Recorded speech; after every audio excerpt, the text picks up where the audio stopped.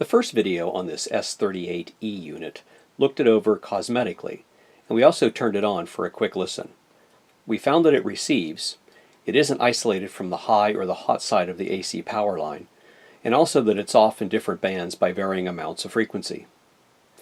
Moreover, we saw that the restoration work that had been done by a previous technician was incomplete in terms of capacitors likely to be leaky, as well as alignment, not to mention the power line issues.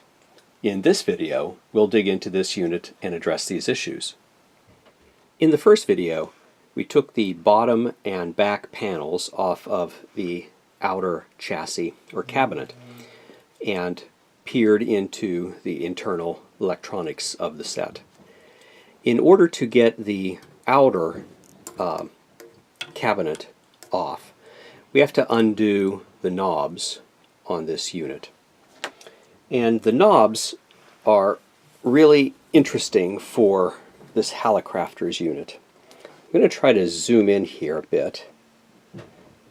Don't know how well this is going to work. Let's get a little bit of light and shine in there. And I think you can see that this is not a normal Phillips type or slotted type of screw. So it turns out that a 2.5 millimeter precision slotted screwdriver will work, but a modern Torx bit for a jeweler's screwdriver kit actually is a near perfect fit. So we're just going to remove this using the Torx, and you see it's just a regular knob, but having the right tool, either a 2.5 millimeter slotted screwdriver or the right Torx bit, which in this case is a Torx T-O-R-X size 9 bit, helps. Alright, I'm just going to take the other knobs off and remove the outer chassis. Alright, after we removed each of these knobs, and it turned out that one knob actually required a T8 instead of a T9 Torx bit.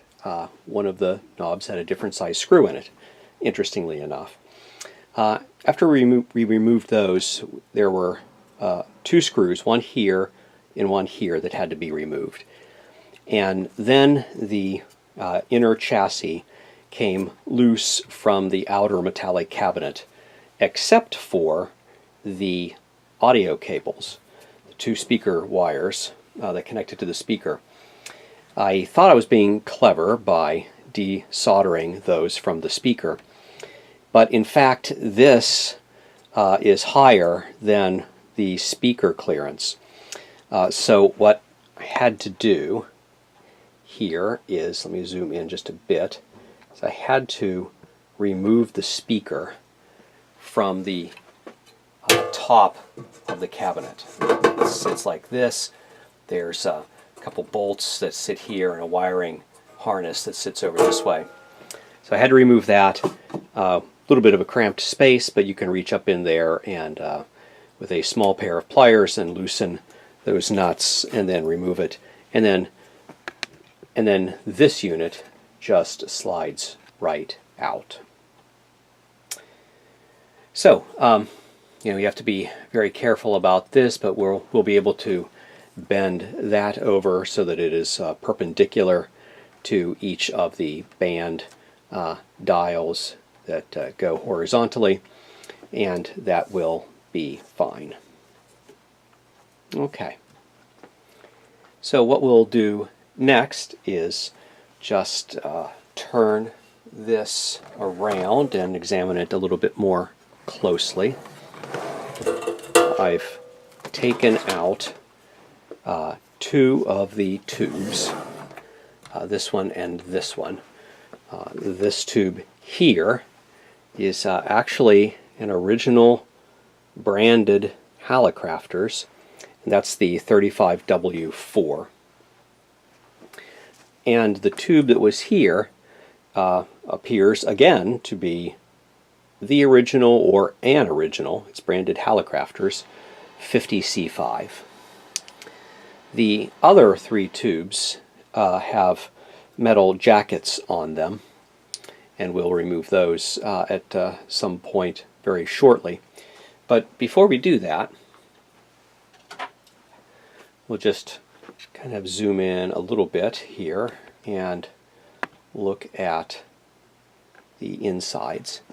This wire that I desoldered is interesting in that it's grown some sort of mold or accumulated some sort of white substance here. I'll wipe that off with probably an alcohol wipe. And the other wire is looks fine. I suspect the yellow wire is not an original because, one, it's yellow and the other wires coming up through that grommet are black. Two, the other wires are solid, but the yellow wire here, you can see, maybe you can see, it's actually braided. So that's been replaced at some point in the history of this model.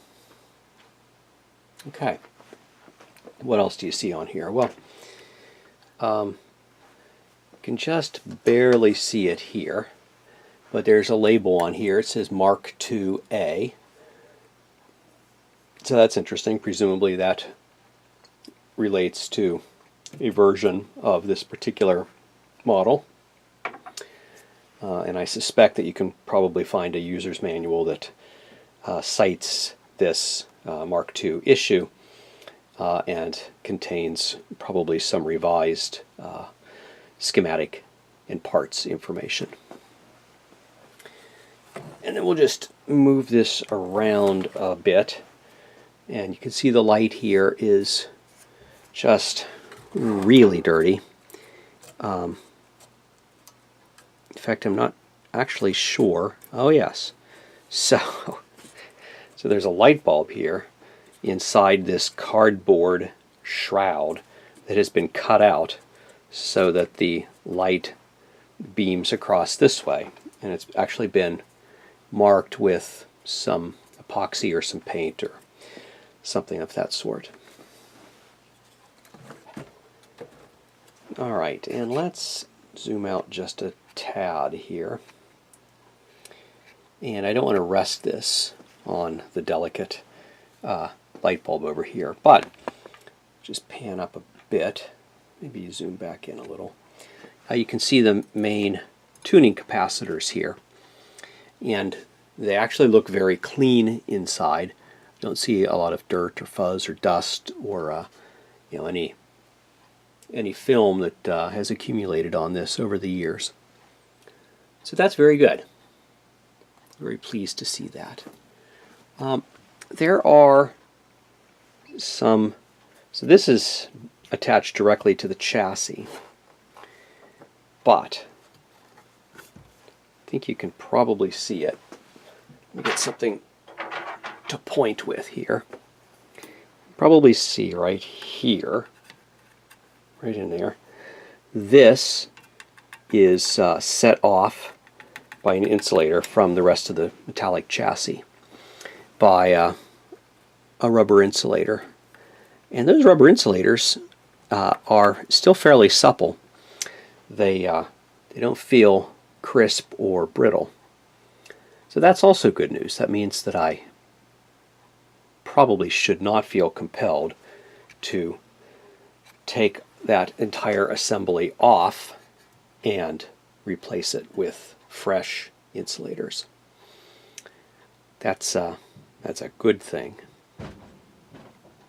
All right, we'll just pause there for a moment. Next, what I want to do is to go in and leak test these very old, probably original capacitors. So what I'll do is I will desolder one end of probably a couple of these, and then we'll test them on the Heathkit capacitor leakage tester that we've used in previous videos and see how those fare. I've desoldered two of these capacitors, one here and one here. And what I want to do is just look at the value of one of them first before we leakage test it. So I'll do that, put that clip there. And we see we've got 6263 nanofarad, which is 0.063 microfarad. Now this capacitor is actually listed at, zoom in here, it's actually listed at 0.047. So it's what? It's 50% too high, roughly, which probably doesn't bode well for the performance of the circuit that it's in.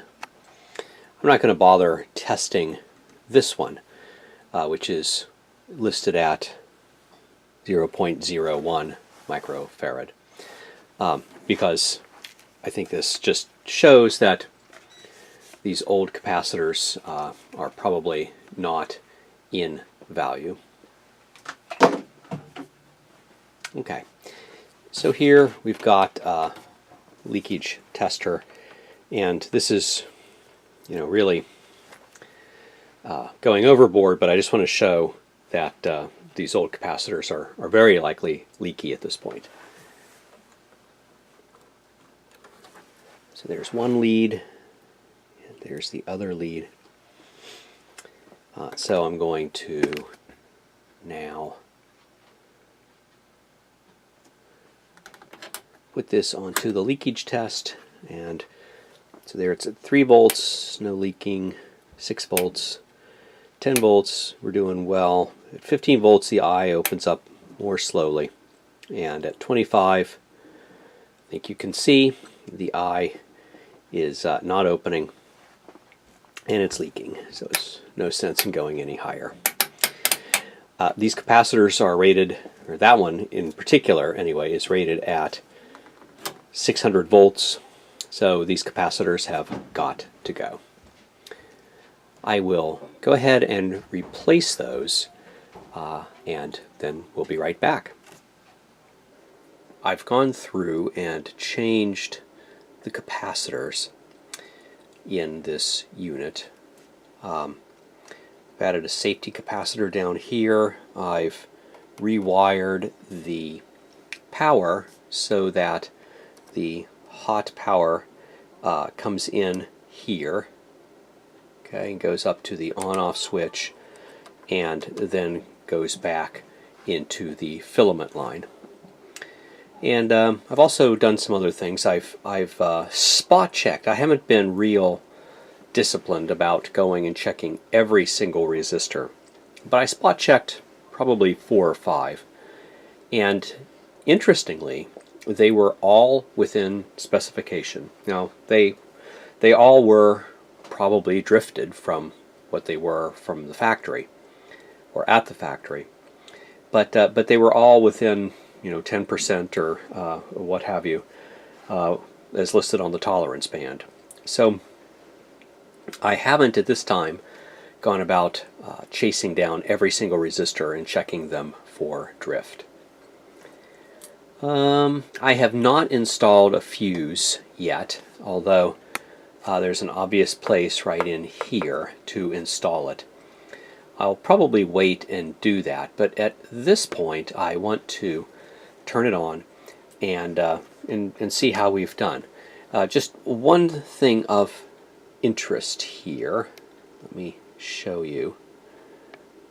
You can see this Q-tip is really dirty, and what I did was I cleaned the wafer switch right here, the band selector, by spraying a little bit of deoxit onto the end of a Q-tip and then working it around on the wipers of the wafer switch. And you can see there were decades of oxidation and who knows what that came off of that. One other thing that I did is just point this out. You can probably see right there. I just put a wire nut on that pigtail that the previous owner had created when they soldered these filter capacitors into the unit. All right. Well, let's turn this around. I've just got the speaker alligator clipped into the circuit at this point, and let's plug it in. And let's turn it on. That would be this switch here. Okay, you saw the light go on there, flashed because of the inrush of current. And we don't see any sparks or smoke. It's always a good sign. So a little bit of hum. Let's turn the volume up a bit. And I'm not picking up any stations, but I wouldn't expect to, because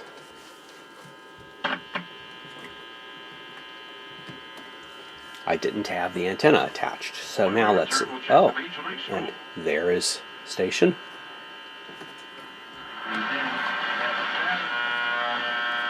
And there's a station. Station. We're on band 1, the AM broadcast band. There's a very strong station. Okay. Another one. So this seems possibly a little bit more sensitive than before. There should be one more station down here at the end, the bottom end of the band. There we go. Okay. So this seems a little bit more sensitive than before when we had all the leaky capacitors in the circuit. I don't have any quantitative measurement to prove that. I don't remember this hum before. It's a hum that goes away when I turn the volume down and comes back when I turn it up. So I wonder if it might be picking up the noise here in the lab. I've got several instruments turned on and a fluorescent light and some things like that.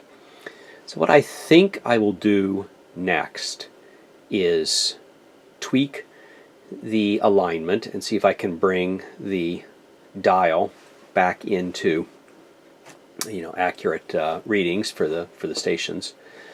So we'll try the alignment procedure here and see how far we get.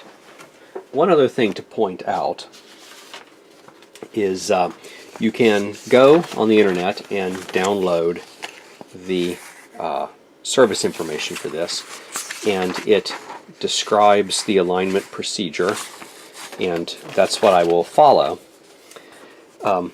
And there's a minimally readable schematic.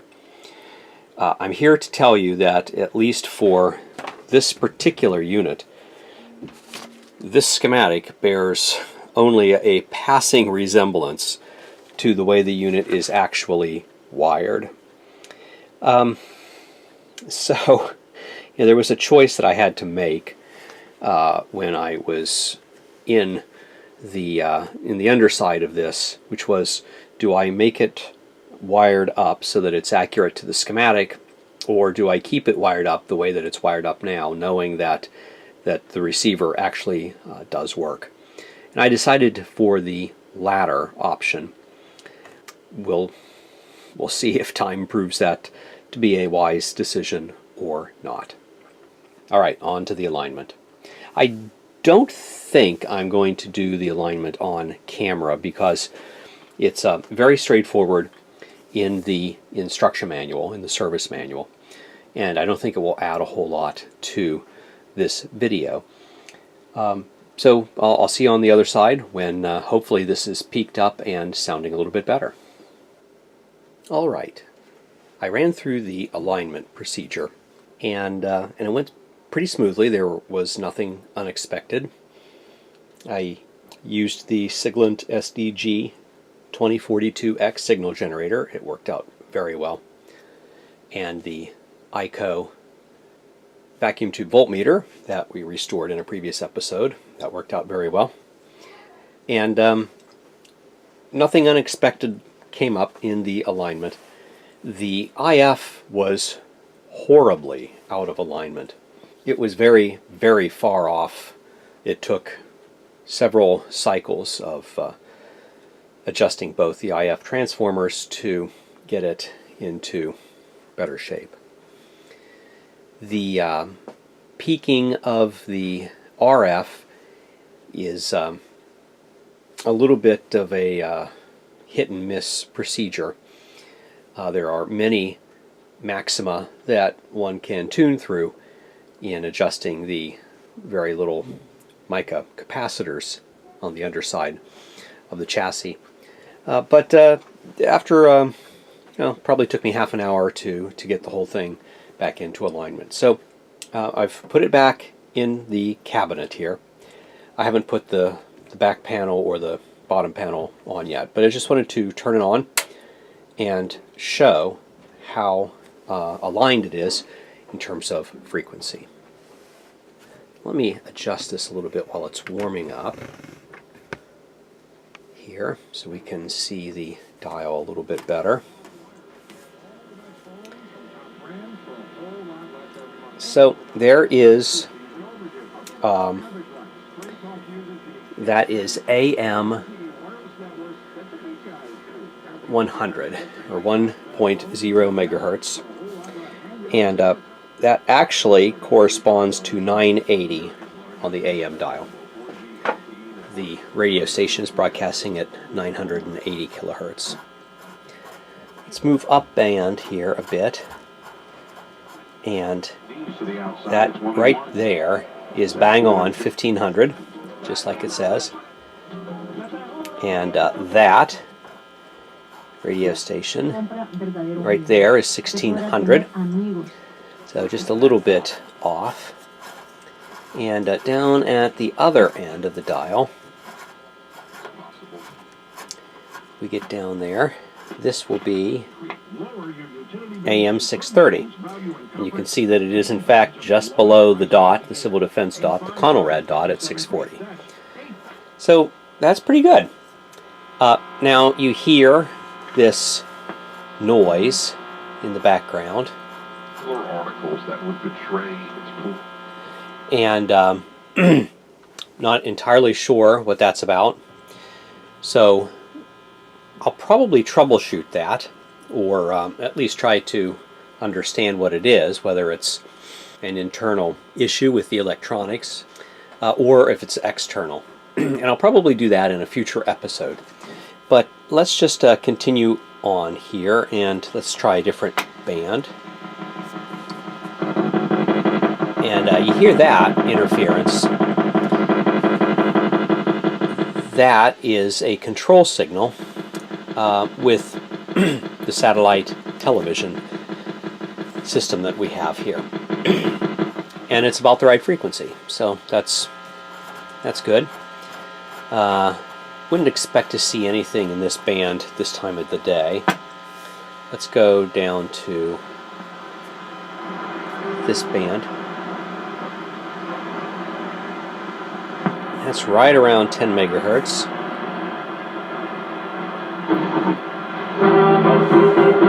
Oh, look at that. So there's a station just shy of 10 megahertz. It's actually coming in pretty well.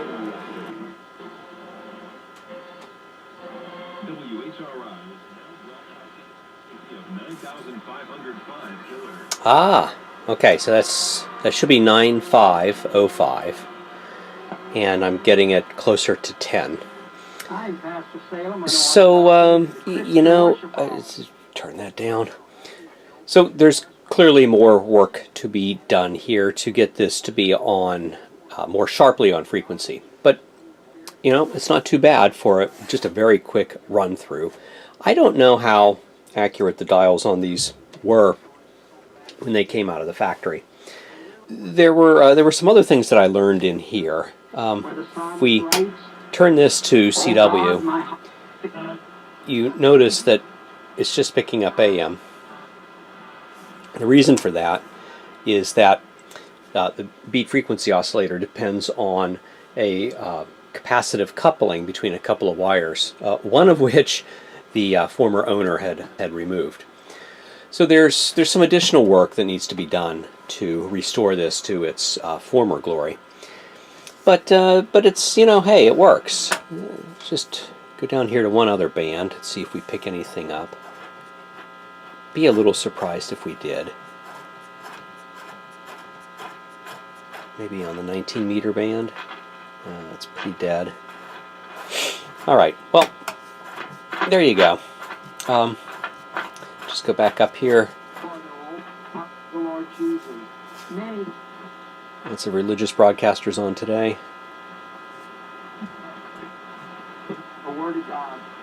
Another one. Okay, so that's in the 9 megahertz band. I'll stop here. Probably in a future video, I'll talk about understanding that hum, or at least the noise in the background, and we will try to restore the beat frequency oscillator so that we can hear CW and single sideband conversations. And yeah, there we go. Hallicrafters S-38E. I hope you have found this interesting. If you have, please give it a thumbs up below. And as always, thanks for watching.